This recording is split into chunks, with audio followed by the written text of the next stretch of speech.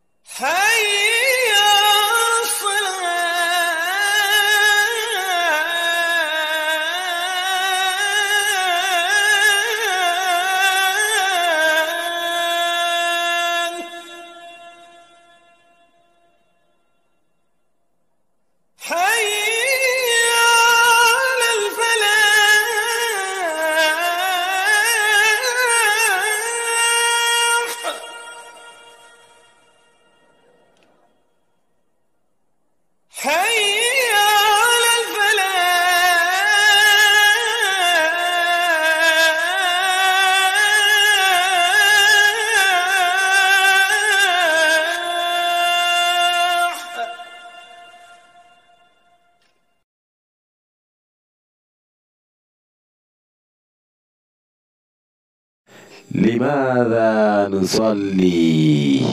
Ebuyinga la ton s'impose da. Pourquoi nous prions? Naam, donc soxna soxolo to no ya hanna yilen ti ton pa mon bang pu so hanna yilen manare ti wa nabiyam sallallahu alaihi wasallam ti sallu kama ra'aytumuni usalli. Donc wen sakar boy na pa ma wele sane imam Lukman Baria wa wen sakro pone anayi zeri dar fagil kepi ibero la nan divis da ton ekra zugo. إن الحمد لله نحمده ونستعينه ونستغفره ونعوذ بالله من شرور أنفسنا ومن سيئات أعمالنا من يهد الله فلا مضل له ومن يضلل فلا هادي له وأشهد أن محمدا عبده ورسوله وصفيه من خلقه بلغ الرسالة وأدى الأمانة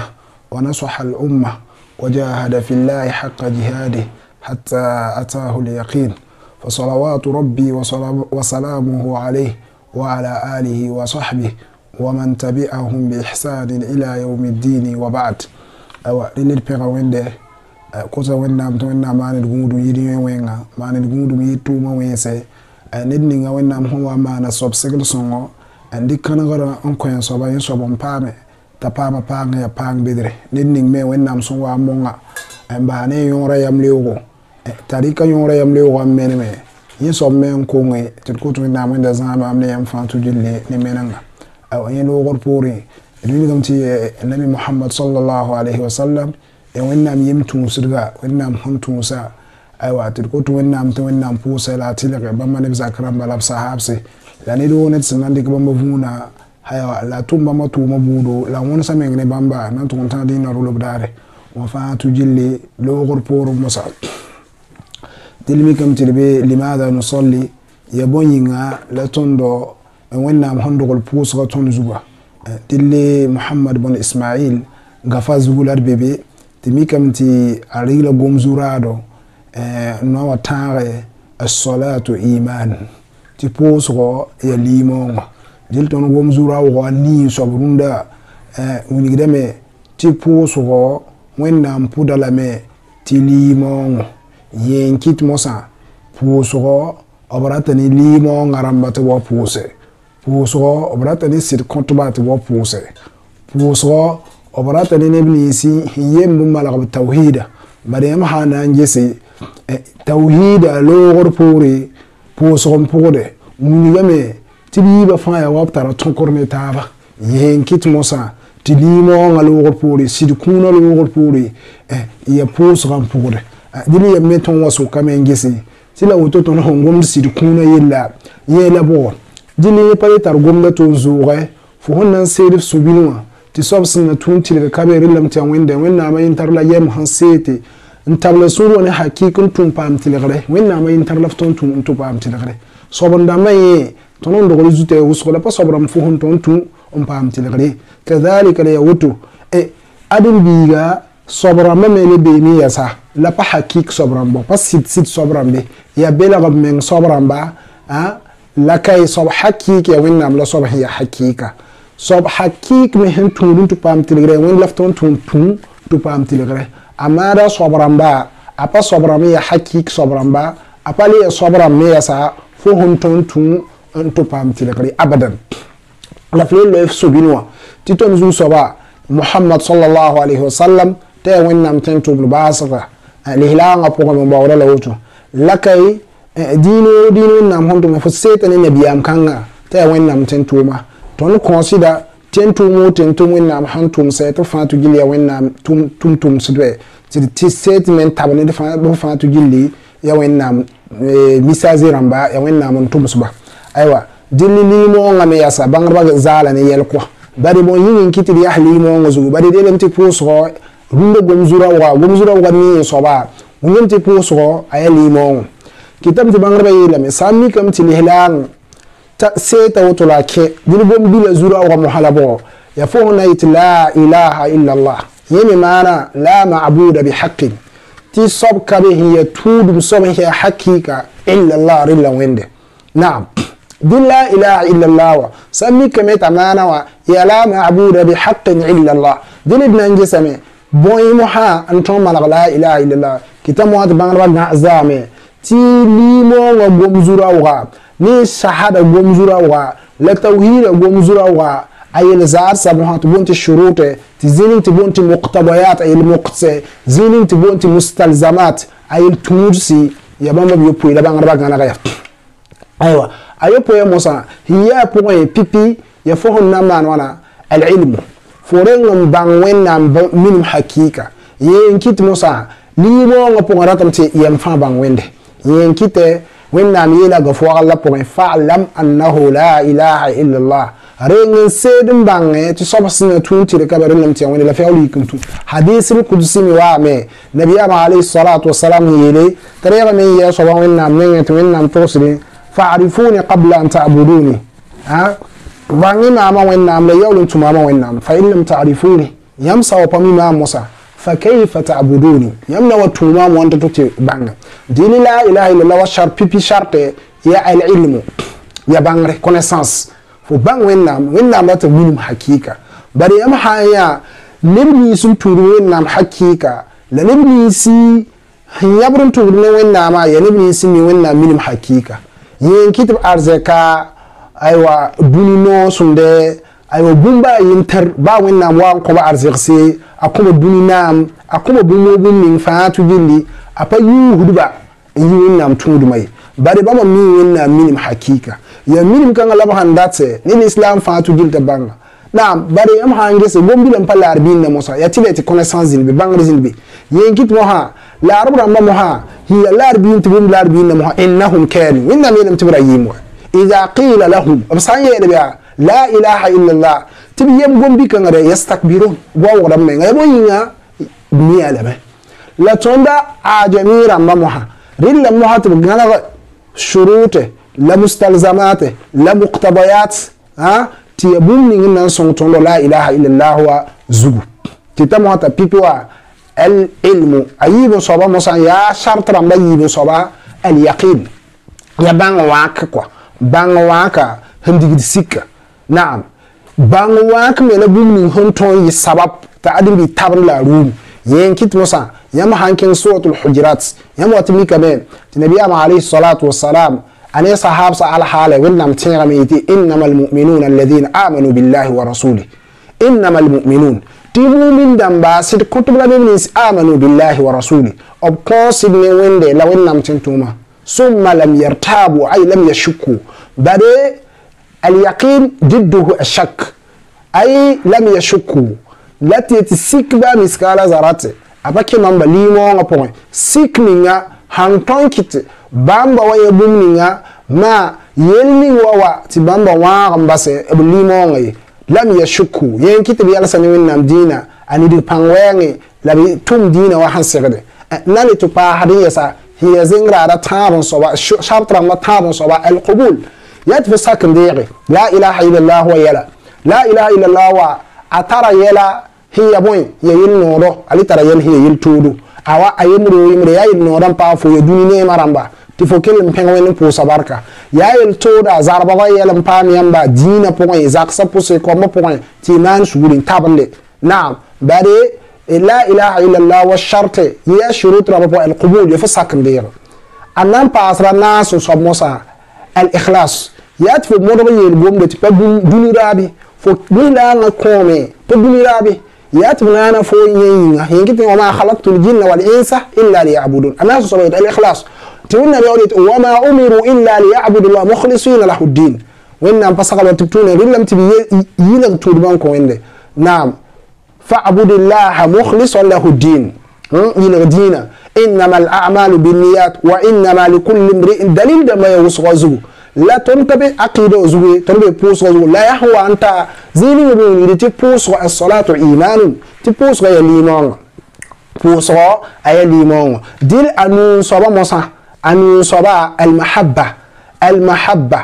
محبة لفونا ما يوم صبع المحبة يفونا جنبي للنونغلون نونغبي سرامبا non ne bi ni si yalsba wala non ne bi amane sahabsa ndatu won sufne ne bamba ndati wa bamba to yerma fo riba fo kina fo zombra fo kadma fo duwa yal fatu jilli furata ne mok bama laqad kana lakum fi rasulillahi uswa liladi mi patto su bu murin lam te non le mun deng tawre yen kito nam ni ti semmi kam ti non na mana wono wenna ma labnu ngane bi am hala wenna man togolba laqad kana lakum fi rasulillahi yini am to sun tason bilin tason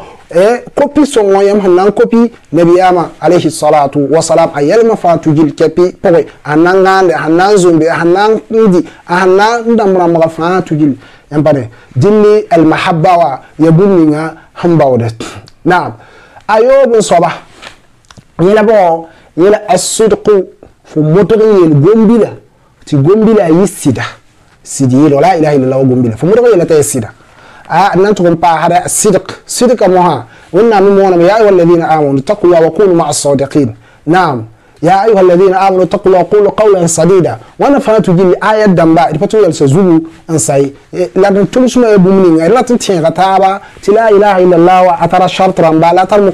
مقتضيات رمبا هنام هذا أوانا أيوبو ينصبا موها الانقياد في سنغف سوكا يلسي تبوي لا إله إلا الله وأيوبومنين hanan tabne fo non to montare dil sa mi kanete posga ya limon dil yankit boy dalili ni to posga limon wenna nabiya wenna min yela ma aga fo alla point wa ma kana allah li yudi'a imanakum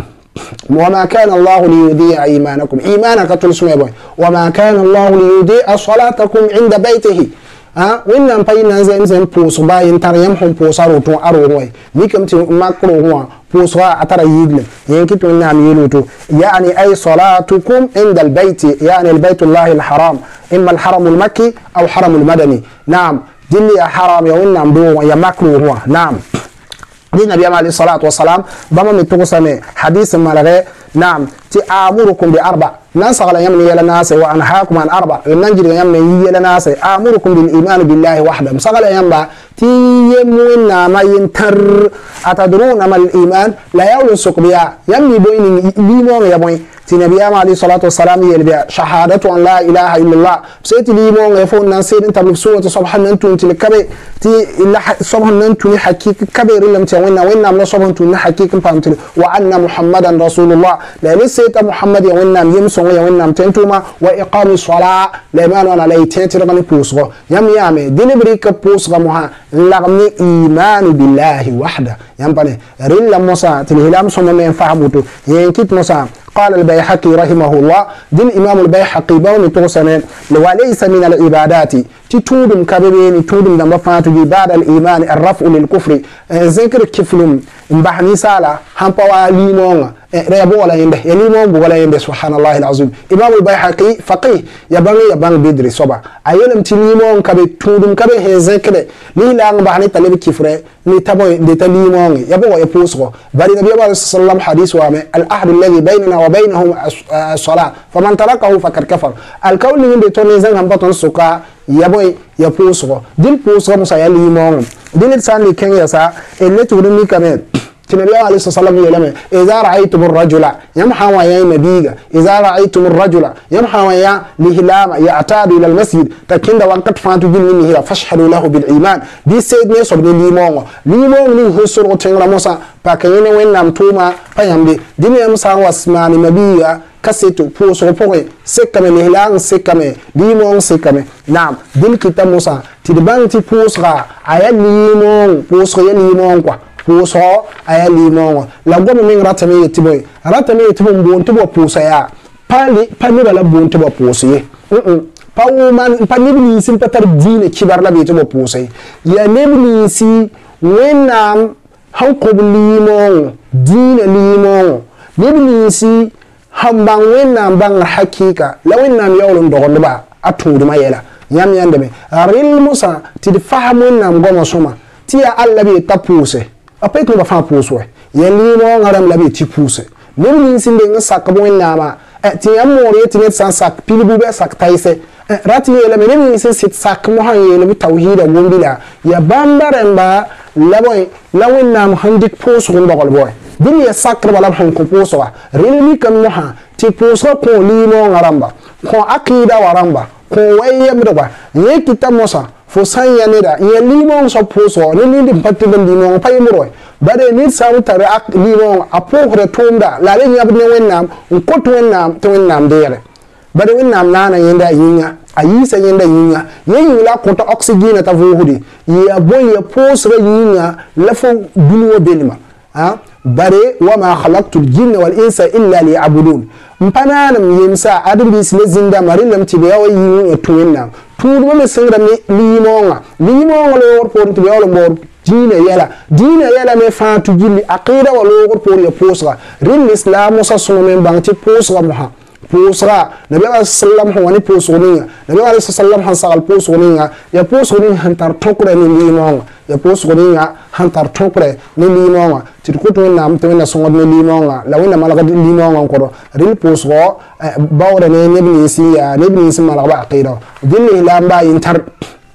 dasa wa ki poso point fil tawhid pa malaga tufna ne tum zal ya aqida wa ndengi malaga la ya ndengi malaga tibibe qur'ana biba ya qur'ana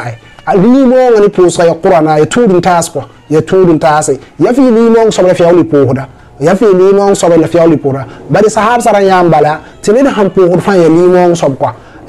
ba poso pa zem sa mosa atnan dem sandibe la fa sawo patar limon pohoda mosa ya boy la fo ndata ya boy la fo ndata ya yuni sagarbi be boy la dil moha awrata me yele til pohodo fatu jilli amodo ko mar muraqaba aqida wa ndasa lu la gaban tara poy a cire la bedre rawasa musa anke yelisi hinna yidi tawhide yankit moha irbo dalil la mafatu jilli la fatu jilli modore mala aqida wala banti pohodo fa yeli mon sob quoi pour so fatu jilli yeli mon soba tutu la nabi sallallahu alaihi tondo ya ra'aytum ar-rajula ya'tadu ila al-masjid fashhadu lahu bil iman فنحن نشهد لهم بالإيمان نحن نشهد لهم بالإيمان فحسابهم على الله أبجي لغبين والنام وصلى الله وسلم على نبينا محمد أيوة دلنا أنتك محاضرة كنا وتر كتا والنام تدهم عندهم تيزم سبوا ونا كنا يلسونده تدوروا عنك بوين باتول سما لا وتر لا قوم نمي شو وانكت لا وانكت فات جل شيطان مترا تلسوم داتن ديكا بويرا نيجا قوم بوين تدكت والنام تي تدوروا عنك بيني bi bangtia ay tonyo ya shaytanan pengdo daga batul suma lawto tet ko to na menda ya fatu jilli et zamana ketimbe ni ngu poye ketun ko tawen nam yung lawin to en kotet zamana ti awa moy ma hande iskunu tuni nganda to sa pogum bala belemti allahumma anta bi halina khabir et so wende ton hambe yenninga fo wenna mi min tengi bine ton hambe yenninga payen hambe fo wenna mi ya yel fo wenda sengo ngul fo wenna lahul mahfuza point te yel kay nam pa burkina bemba yum kanga wotone te anta bi halina khabir wa ala khalasina qadir wende fo mi les ectoni yisi la point ma fo sa c'est le ton tenga fo wenna la ton de yel kanga quoi nam wa huwa alayka yasir so wende min tir kanga ya fani fo quoi ya faani fo wende nam famnun alayna bi qada'i irsoma wende ila tam tafkum min ba gani yella zikre ani yella zikre kum min ba gani yella zikre nam fo wende la ton soba ton de bere men ngan to fo wende nam nge walhamdulillahi rabbil alamin